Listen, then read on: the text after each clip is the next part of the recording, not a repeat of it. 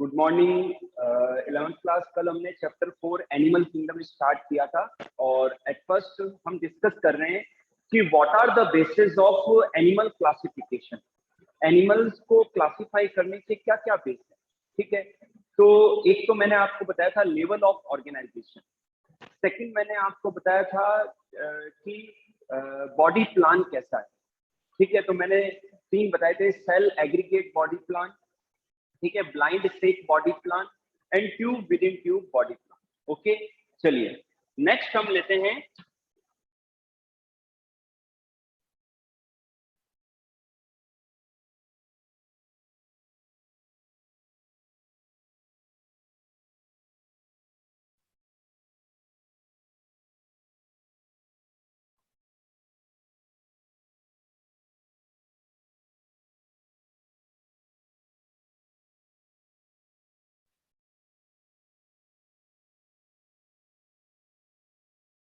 तो फर्स्ट हो गया, सेकंड भी हमने कर लिया। अब सेकंड जो हमने किया है, जो बॉडी प्लान के बारे में हमने डिस्कशन किया है, उसमें डेवलपमेंट ऑफ माउथ और एनस ये कैसे होता है, इस बेसिस पर भी है कि एक तो है बच्चों protostomes, protostomes animals, protostomes animals, और सेकंड है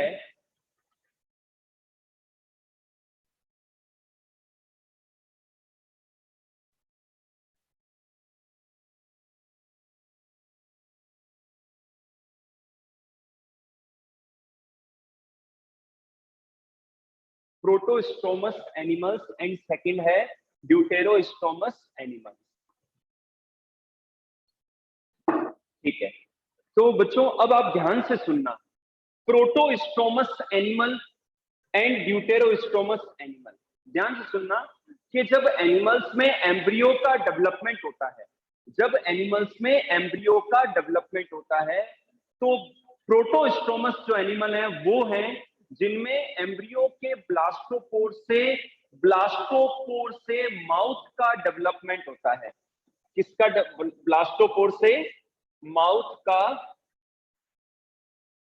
डेवलपमेंट होता है, और उसके अपोजिट साइड से एनस का डेवलपमेंट होता है। दोबारा सुन लीजिए, from the blastopore of embryo the mouth get develops and opposite side से एनस डेवलप होता है। ऐसे एनिमल्स को प्रोटोस्टोमस एनिमल्स कहते हैं। क्या कहते हैं? प्रोटोस्टोमस एनिमल्स कहते हैं। तो जो मोलस्का एनिमल्स हैं, मोलस्का तक जो भी हैं, आर्थ्रोपोड, एनेलिडे, जितने भी हैं, मोलस्का तक प्रोटोस्टोमस होते हैं। फिर हम बात करेंगे इकाइनोडर्मेटा की, हेमिकॉर्डेट्स की एंड कॉर्डेट्स की। ये ड्यूटेरोस्टोमस होते हैं।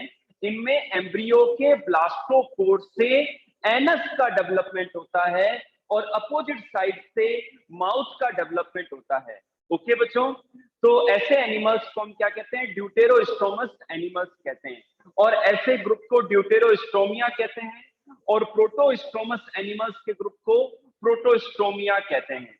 ओके बच्चों, तो ये एक बेस हो सकता है।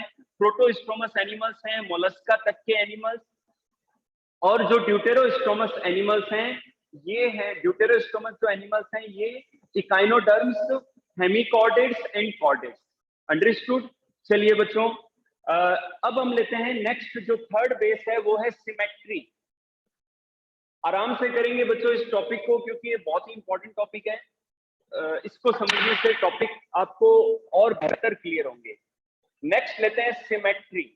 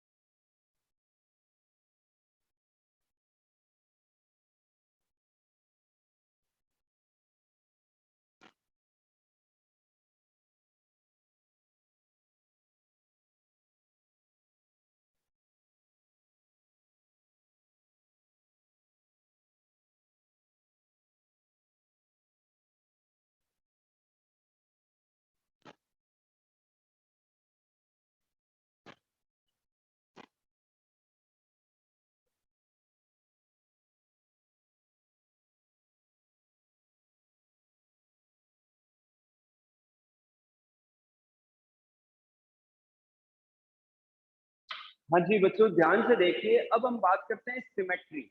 एक बच्चों इमेजिनरी प्लेन होता है कि अगर किसी एनिमल को इमेजिनरी प्लेन के द्वारा अगर एकदम मिड से सेंटर से कट करें और वो एकदम मिरर इमेज में कट होता है, अगर सिमिलर कॉपी में कट होता है, तो इसे हम सिमेट्री कहते हैं। तो ऐसे जो एनिमल्स हैं वो सिमेट्रिक कहलाते हैं, जिनकी बॉडी को दो इक्वल हाव में इमेजिनरी प्लेन के द्वारा कट किया जा सकता है, तो इसे हम सिमेट्रिक एनिमल्स कहते हैं। And those animals which have not cut into the two similar halves, they are called asymmetric animals। उन्हें हम क्या कहते हैं? asymmetric animals कहते हैं।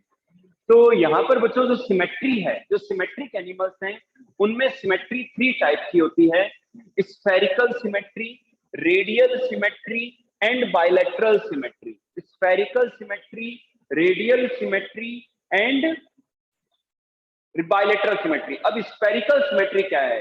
कोई ऐसा एनिमल, कोई ऐसा ऑर्गेनिज्म जिसकी स्ट्रक्चर बॉल लाइक है, जिसकी स्ट्रक्चर क्या है? बॉल लाइक है, स्फेरिकल है। तो उसको अगर आप सेंटर से कट करते हैं, कहीं से भी सेंटर से कट करते हैं, तो वो दो इक्वल हाव में कटता है। तो ऐसी सिमेट्री को हम क्या कहते हैं? स्फेरिकल सिमेट्री कहते हैं। सेकेंड हम लेते हैं रेडियली सिमेट्री।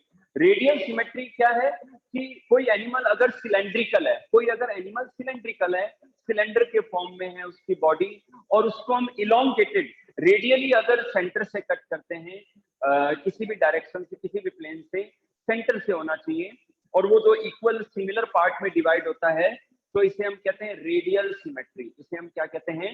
रेडियल सिमेट्री कहते हैं। नेक्स्ट लेते हैं बायलैटरल सिमेट्री। बच्चों बायलैटरल सिमेट्री जो है कॉकरोचेस में, बटरफ्लाइज में, ह्यूमन बींग्स में, अदर एनिमल्स में देखने को मिलती है। बायलैटरल सिमेट्री में सिर्फ एक ही डायरेक्शन से, only from the single direction, the animal body can be cut into 2 equal parts. ठीक है, जैसे कि हम लोग हैं, ह्यूमन बींग्स है, तो हमको यहाँ से सेंटर से अगर हम कट करें तो दो इक्वल पार्ट में कट हो जाते हैं। ठीक है ना? तो ऐसी सिमेट्री जो एक ही डायरेक्शन से कट करने पर दो इक्वल पार्ट में डिवाइड करती है बॉडी को, तो फिर इसे हम क्या कहते हैं? बायलैटरल सिमेट्री कहते हैं। क्या कहते हैं इसे बेटा? हम बायलैटरल सिमेट्री कहते हैं। तो ये भी एक बेस है कि कोई एनिमल सिमेट्रिक है या नहीं है, और सिमेट्रिक है तो उनमें कौन से टाइप की सिमेट्री है। ठीक है बच्चों, चलिए next.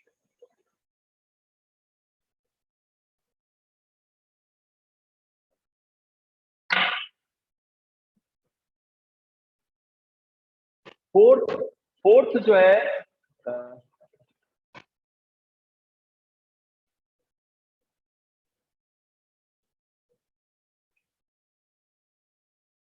Germ layer.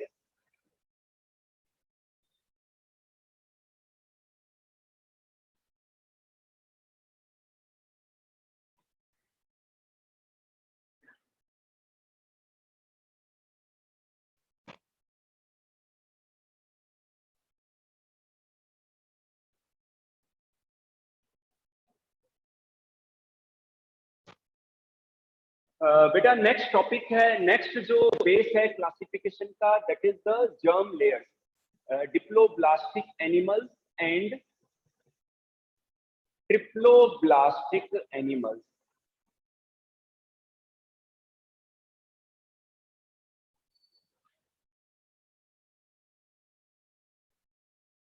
Diploblastic animals and triploblastic animals. Diploblastic animals, ध्यान रखना बच्चों कि कुछ एनिमल्स के अंदर जब उनका एम्ब्रियो डेवलप होता है तो उनमें जर्म लेयर्स फॉर्म हो जाती है, और ये जो जर्म या जर्मिनल लेयर्स होती हैं, इन्हीं से बॉडी के डिफरेंट टिश्यूज एंड ऑर्गन्स का डेवलपमेंट होता है। तो जिन एनिमल्स के एम्ब्रियो में दो जर्म लेयर्स, दो germinal layers, ectoderm and endoderm बनती है, तो उन्हें हम कहते हैं डिप्लोब्लास्टिक एनिमल्स।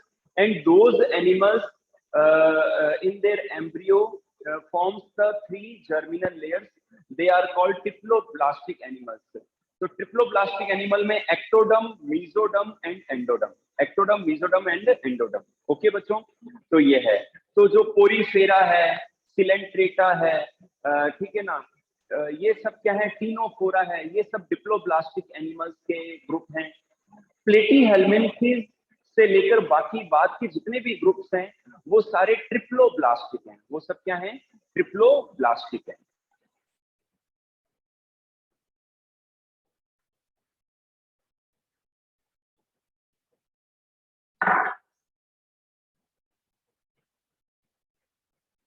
नेक्स्ट हम लेते हैं सिलोम।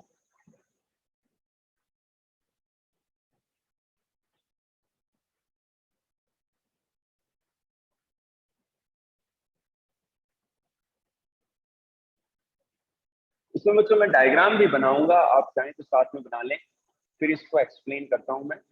फिफ्थ है सिलोम बॉडी कैविटी।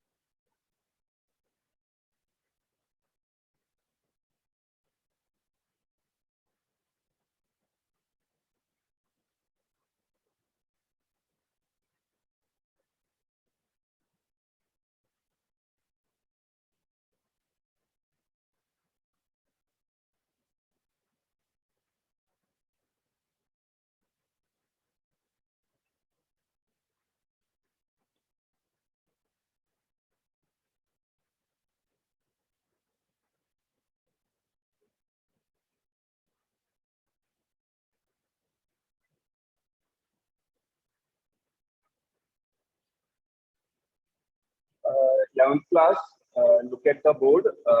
हम डिस्कस कर रहे हैं क्लासिफिकेशन के बेस के बारे में, और जो नेक्स्ट टॉपिक है, जो नेक्स्ट बेस है वो सिलोम है। बच्चों आपको मैं बता दूं, अपने अंदर जो बॉडी प्लान है, अपने अंदर जो बॉडी प्लान है वो tube within tube body plan है। यानी कि एक तो माउथ से लेकर एनस तक की डाइजेस्टिव ट्यूब है, जिसे हम एलिमेंट्री कैनाल कहते हैं। इसके बाहर और बॉडी वॉल से पहले तो जो सेकंड जो कैविटी है उसे हम बॉडी कैविटी या सिलोम कहते हैं, लेकिन ये सभी एनिमल्स के अंदर नहीं पाई जाती। अगर बच्चों मैं प्लेटीहेल्मिन्थीज की बात करूं तो प्लेटीहेल्मिन्थीज ट्रिप्लोब्लास्टिक हैं। जो प्लेटीहेल्मिन्थ जो ग्रुप है वो ट्रिप्लोब्लास्टिक एनिमल्स का है, लेकिन इनके अंदर सिलोम या बॉडी कैविटी नहीं पाई जाती। एक्टोडर्म, मेसोडर्म, एंडोडर्म, ये 3 जर्मिनल लेयर्स हो गई, ये डाइजेस्टिव ट्यूब हो गई, कैविटी हो गई। तो ऐसे एनिमल्स को जिनमें सिलोम एब्सेंट होती है उन्हें हम कहते हैं एसिलोमेट एनिमल्स। ठीक है। सेकंड हम लेते हैं शूडोसिलोमेट। बच्चों जो राउंड वर्म्स हैं, राउंड वर्म्स के अंदर क्या होता है कि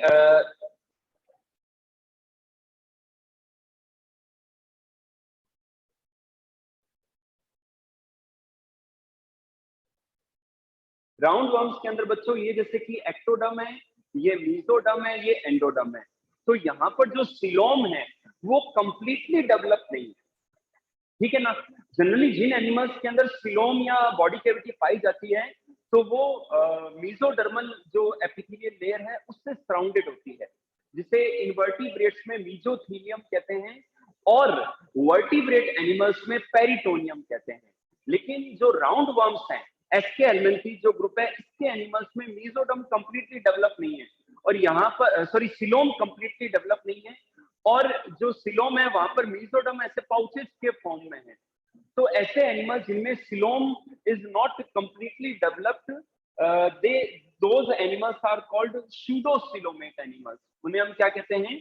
शूडोसिलोमेट एनिमल्स कहते हैं।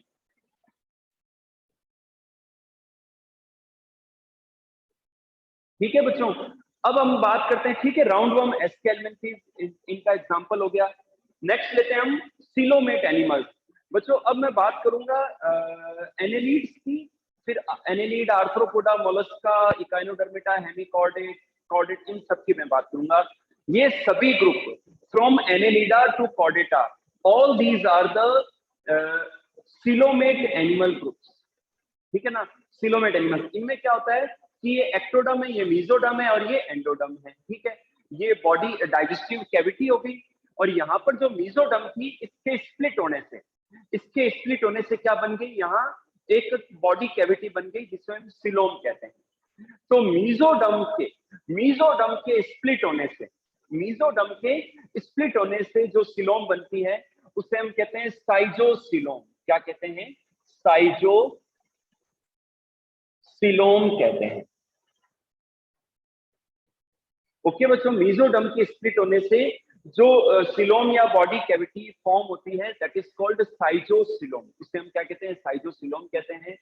तो ये ऐसे सभी एनिमल जिनमें सिलोम बनती है वो क्या कहलाते हैं? सिलोमेट एनिमल्स कहलाते हैं। अब साइजोसिलोम कहते हैं, ये भी आपको पता चल गया। अब हम बात करेंगे हीमोसील की। बच्चों जो आर्थ्रोपोड्स हैं,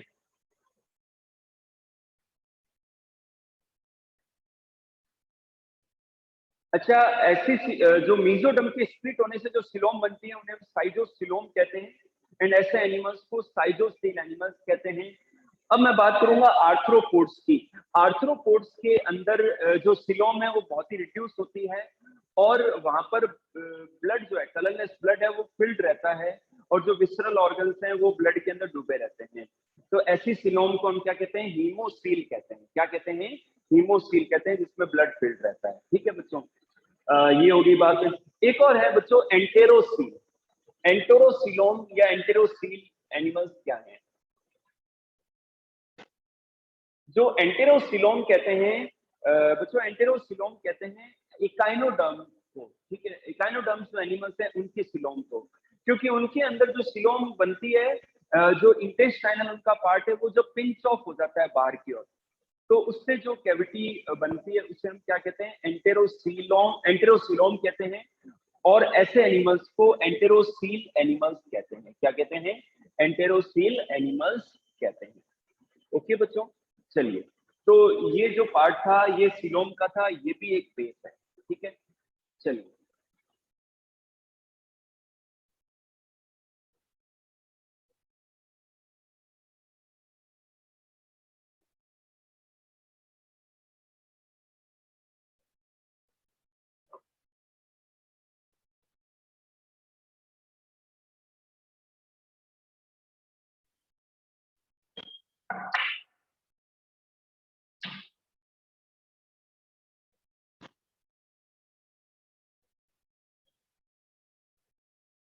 अच्छा बच्चों, यहाँ पर एक टॉपिक है सेक्शन, कि हम किसी एनिमल की बॉडी को जब स्टडी करते हैं तो कैसी कैसी सेक्शन पॉसिबल है। तो बच्चों 3 प्रकार की सेक्शंस हम बना सकते हैं। First, vertical section.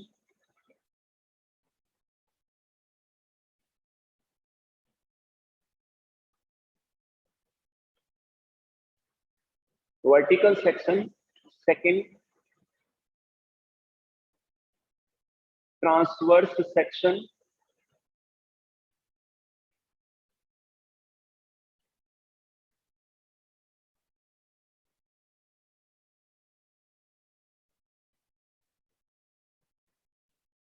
Transverse section. And third,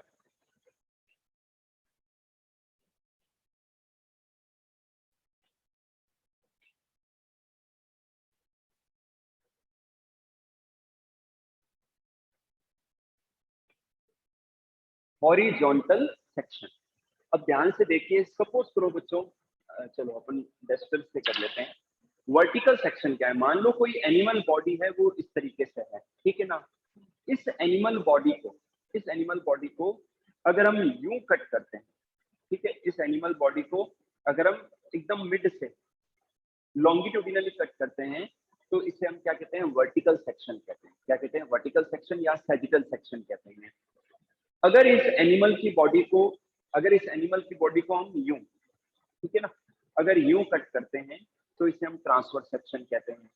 और अगर इस एनिमल बॉडी को यूं कट करते हैं, अगर इस एनिमल बॉडी को हम अगर यूं हॉरिजॉन्टली कट करते हैं तो फिर इसे हॉरिजॉन्टल सेक्शन कहते हैं। ठीक है बच्चों, तो ये आप ध्यान रखना।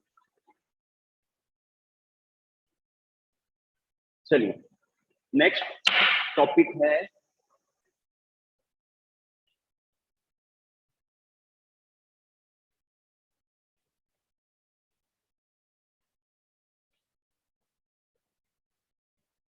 रेस्पिरेशन। 11th क्लास, रेस्पिरेशन एक बेस हो सकता है कि जितने भी एनिमल ग्रुप हैं उनमें रेस्पिरेटरी साइट कौन सी है, रेस्पिरेटरी ऑर्गन्स कौन से हैं। तो ये एक बेसिस हो सकता है क्लासिफिकेशन के बेस का।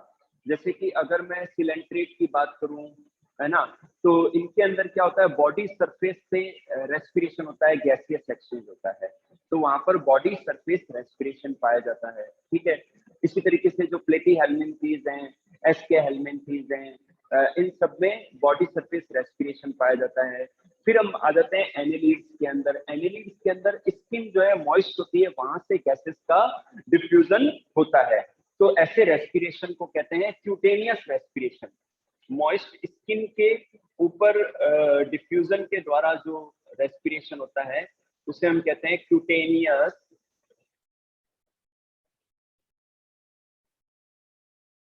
रेस्पिरेशन। इसे हम क्या कहते हैं? क्यूटेनियस रेस्पिरेशन कहते हैं। ये बच्चों एम्फीबियंस के अंदर भी पाया जाता है क्यूटेनियस रेस्पिरेशन। अंडरस्टूड?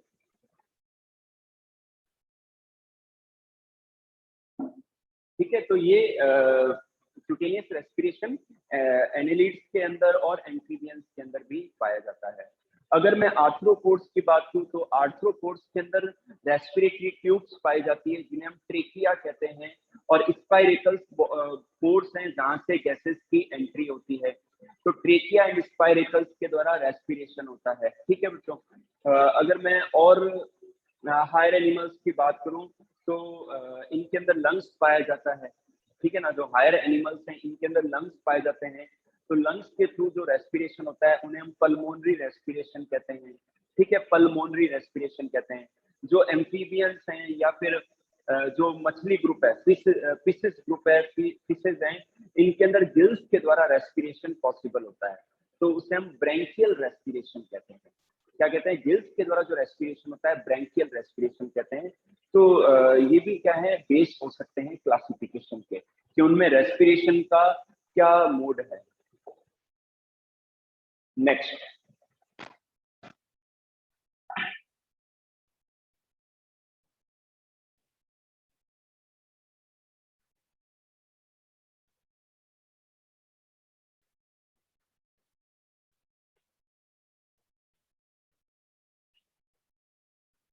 हाँ, तो बच्चों सेगमेंटेशन क्या है कि बच्चों जैसे कि अर्थवॉर्म की स्ट्रक्चर को कभी आप देखना तो उनकी बॉडी में आपको सेगमेंटेशन नजर आएगा। तो अगर बॉडी में जो यूनिट्स हैं, बॉडी में जो सेगमेंट्स हैं या यूनिट्स हैं, वो अगर रिपीटेड मोड में हैं तो फिर इसे हम सेगमेंटेशन कहते हैं। और जो एक सिंगल सेगमेंट या यूनिट है उसे हम मेटामियर कहते हैं। क्या कहते हैं? मेटामियर।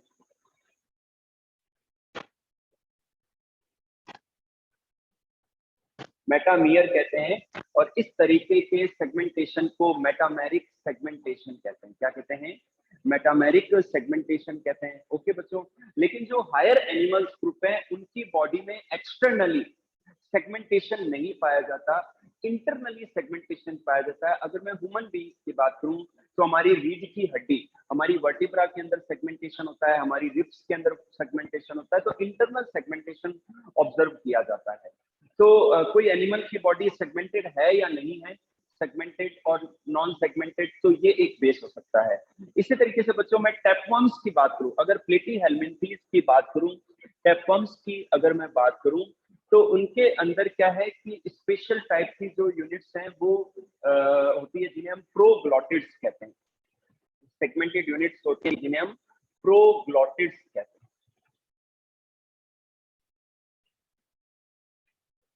ठीक है बच्चों, और जो कि टैप वर्म्स के ग्रो होने के दौरान एंटीरियर पार्ट से बड ऑफ होती रहती है। प्रोग्लॉटिड्स नाम की सेगमेंटेड यूनिट्स होती है टैप वर्म्स के अंदर, प्लेटी एलिमेंट्रीज के अंदर, और ये जैसे जैसे वो ग्रो होते हैं तो एंटीरियर पार्ट से बड ऑफ होती रहती है। तो इस प्रकार के सेगमेंटेशन को सूडो मेटामेरिज्म कहते हैं। क्या कहते हैं? सूडो,